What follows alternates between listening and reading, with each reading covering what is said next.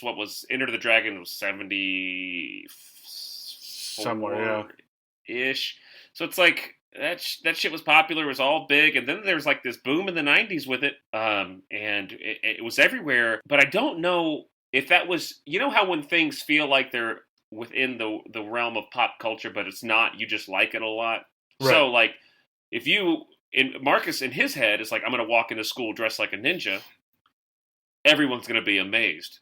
But 98% of your school's like, what the hell is he doing? Yeah.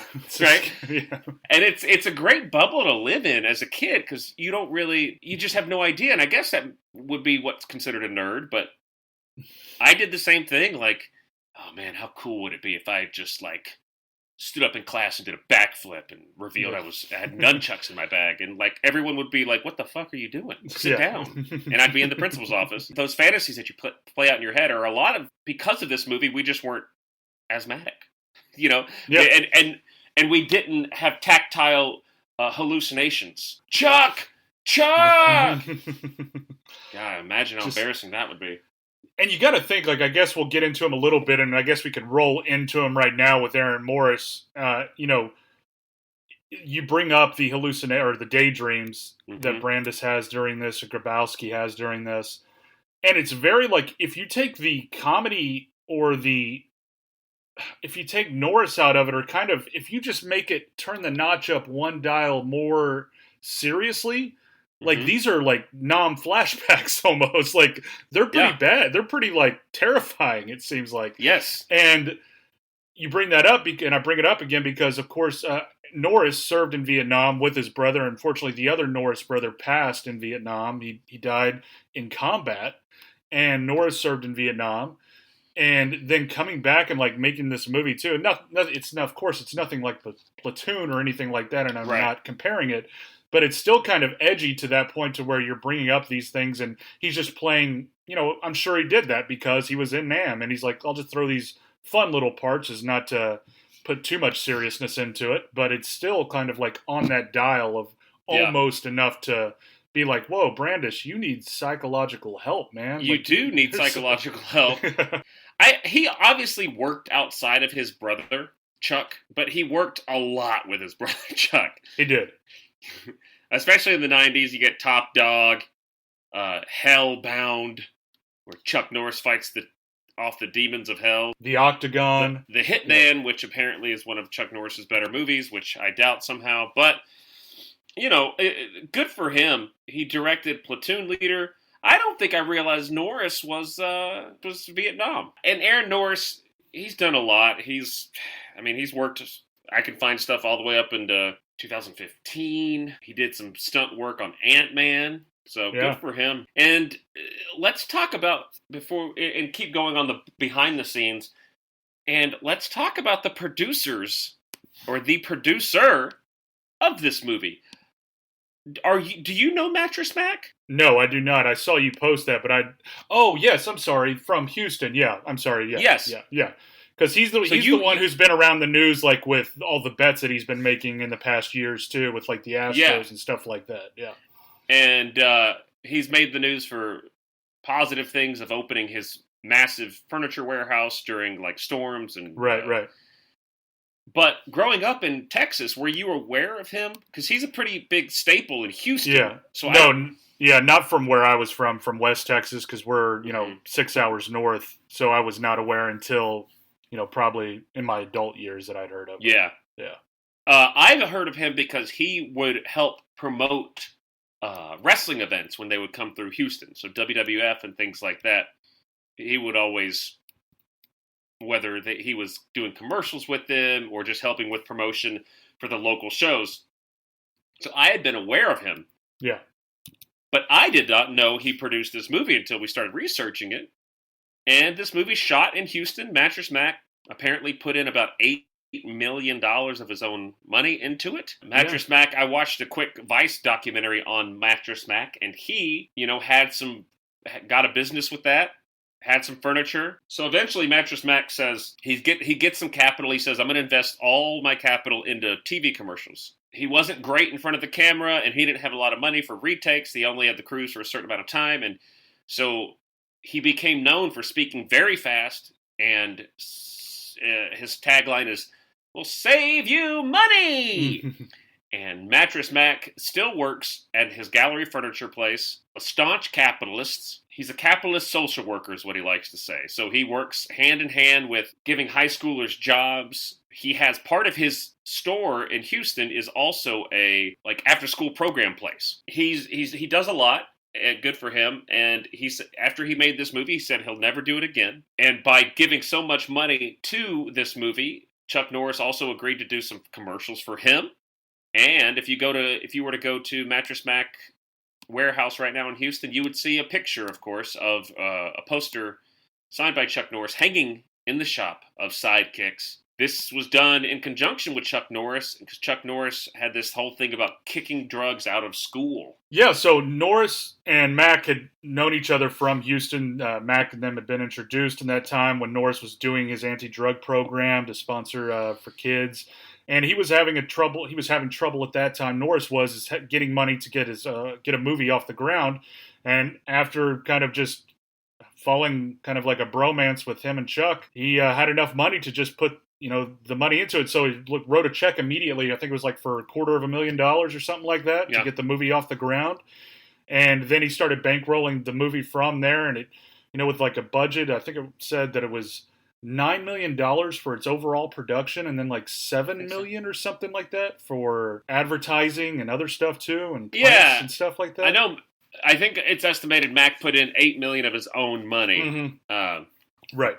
So, and I mean, God bless it. It looks like it made more than that back. It looks like Mac. I don't know what his percentage was on the back end, but they're saying box office is around $17 million. So if you have a $12 billion movie, I mean, you're not crushing it, but Mac's getting his $8 million plus a 2%, whatever. I don't know how much you would have asked for. Yeah, and I mean, hey, when it came out that weekend, opening weekend, it finished second to Indecent Proposal. With $3.8 million. Right, two very different movies. Right. I would like to spend the night with your wife. So that's Mattress Mac, and he and Chuck Norris are still friends to this day. Chuck Norris, in his age, has become pretty conservative and outspoken, comparing abortions to straws. But, I mean, the guy's a legend, and Marcus and I were talking, before we get too deep into Chuck Norris's history, this isn't the movie for that. We didn't want to do another canon movie. And we wanted to do a Chuck Norris movie, and Chuck Norris and canon, a lot of those early things go hand in hand, so we figured, let's get away from that, and let's do this basically independent film, Sidekicks. You know Chuck Norris. I thought I'd read Chuck Norris facts. Oh, yeah, let's hear those. Chuck Norris threw a grenade and killed 50 people. Then it exploded. Chuck Norris knows Victoria's Secret. Chuck Norris counted to infinity twice. When Chuck Norris enters a room, he doesn't turn the lights on, he turns the dark off. Chuck Norris can strangle you with a cordless phone. Death once had a near Chuck Norris experience. Once a cobra bit Chuck Norris's leg. After 5 days of excruciating pain, the cobra died. Leading hand sanitizers claim they can kill 99.9% of germs. Chuck Norris can kill 100% of whatever the hell he wants. Chuck Norris can do a wheelie on a unicycle. When Chuck Norris was in middle school, his English teacher assigned an essay, What is Courage? He received an A+ for turning in a blank page with only his name at the top. These are the top 10 according to ChuckNorrisFacts.net, with a big picture of Chuck Norris from Invasion USA. Chuck Norris, legit badass, trained with Bruce Lee, of course from Return of the Dragon. He's a legend, and we can't wait to eventually do something with him that's a bit more meatier on his end. It's kind of weird, besides Walker, Texas Ranger and stuff like that, and some other bit stuff that you see him in. Now he has his own water company. He sources his water from the cleanest springs of the Texan Cuyahoga or something. I don't know where the hell it is, but it's somewhere like that. And I don't know if you saw the Instagram thing that I sent you. He has a newsletter, American Retirement, that talks about guns, retirement, whiskey, and other stuff. It's with retirement thrown in there. And, seems like a good pamphlet to have, though. Yeah, man, you should subscribe, just see what it's like. You're not retired, nor am I. I'm just saying, it could be fun to have it. See what kind of wise words he has about living in retirement. So Chuck Norris has divested his income streams, and he's crushing it. Chuck Norris has also done some professional wrestling stuff. He's roundhouse kicked Triple H, I believe. I'm not Did mistaken. He really? Yeah, as part of an angle, he was in the audience once and did a thing. A lot of their budget may have gone to Alan Silvestri. That's a big get for a small movie like this. Well, It relatively small. Because this guy, Back to the Future, Romancing the Stone, Who Framed Roger Rabbit, Castaway, Contact, The Polar Express, Flight, The Walk, Forrest Gump. The Abyss, Avengers, I mean, Jesus. And Sidekicks. And Sidekicks. I'm not sure how they were able to snag him. I couldn't find anything on that, really. But God bless him. Yeah, He also scored The Bodyguard. Forrest Gump, The Bodyguard, Back to the Future, Avengers film, like all these just Oscar-nominated films. Yeah. And then Sidekicks. Yeah. Oh, he was the pianist for Dutch? What a career. Looks like Romancing the Stone as well. Man. That's a lot of stuff. What a career, man. So that's the music. And let's go ahead and hop into the cast. This will probably be the only movie we do with Jonathan Brandis, or a lot of these people probably. Jonathan Brandis is a sad story. He might be our first heartthrob, the Teen Tiger Beat style. Yeah, I guess you could say, yeah. So, what do you know about Jonathan Brandis, Marcus? Well, I know that he's born in Danbury, Connecticut, started acting from a young age.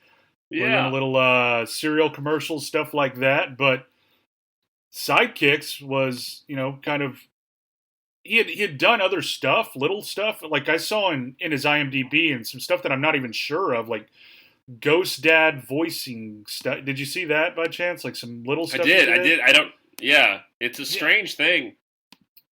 Yeah, but as far as him, I mean, he was one of those, kind of with that whole influx and vacuum of just teenage actors during this 90s time that was thrusted into it. And, with Sequest, of course, that he did after Sidekicks, and what he's, if people don't know him for that, I know there's diehard Sequest fans as well, but, that was a big one.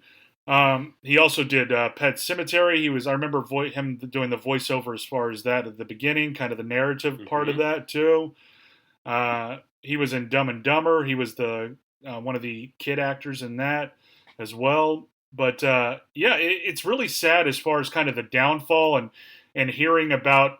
We talked a little bit about it last episode, a couple episodes back with Kid 90, and when Celine Moon Frye was documenting her journey as a teenager in Hollywood, and during the time of Brandis's death in November of 2003, he had done one of his last movies, Heart's War, and he had acted for that, which was Heart's War is a really fun movie. I mean, fun for not the topic of situation, but it's a good movie for what it is. And he had all of his scenes were deleted. All of his scenes and I found like couple of scenes that he was in with Rip. Cole Hauser's in it, and he's in one scene with Cole Hauser that it shows. But yeah, he was very upset and kind of pretty much downtrodden. He felt like this was going to rejuvenate his career. And most of his scenes were just wiped from the slate, and he only had a couple in there. And then after that, it was just a pretty much heavy downfall of drinking, drugs. And his friends even mentioned like that he said he was going to kill himself, and they didn't think anything of it. And I don't want to turn the episode to, suicidal awareness, but it's just sad when you look at a bubble of friendship. Like I can't imagine my friends and, somebody in my group saying that is immediately like, oh shit, I'm going to get them help. But in that, it's just like you're numb to that in that world probably too. And it's also like, but also that world is that's where all of this always happens, it seems. Sure. But, if anybody says they're going to kill themselves, take it seriously. Yeah. And of course, let's not forget Ladybugs that he did right before this to change notes. A very uncomfortable movie to rewatch. I'll never forget the dressing room scene. Yes. Where he's trying it on, and Rodney Dangerfield's like, "Stop screaming!" And they cut to the bottom. It's just this woman watching. It looks like Rodney Dangerfield's fucking Jonathan Brandis. Is what it looks like. Ow! Ow! It's a very strange movie. And, so Jonathan Brandis, he's a cool dude, sad dude. He played a kid in It, one of the kids. Right. Had a great career, man. Just a shame. And we have. Let's talk briefly about Julia Nixon Soul.